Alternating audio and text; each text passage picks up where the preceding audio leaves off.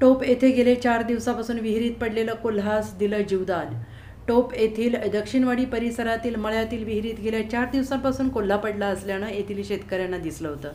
त्या कोल्ह्याला वनविभागाच्या वन्यजीव बचाव पथकाच्या आणि शेतकऱ्यांच्या अथक प्रयत्नाने आज जीवदान मिळाले।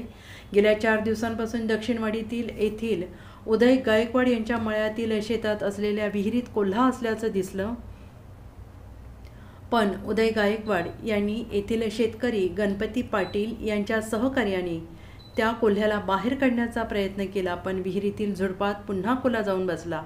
तोही अयशस्वी ठरला। त्यानंतर शेतकऱ्यांनी वनविभागाशी संपर्क केला। त्यानुसार वनविभागाने वन्यजीव पथकाला पाठवून देऊन त्या पथकाने विहिरीतील कोल्ह्याला बाहेर काढण्यासाठी विहिरीत पिंजरा सोडला।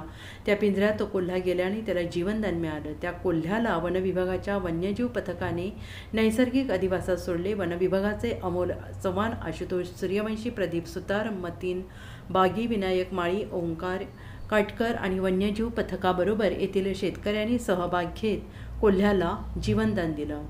ब्युरो रिपोर्ट, SBN मराठी, पुलाची शिरोळी, कोल्हापूर। सोबत कुबेर हंकारे।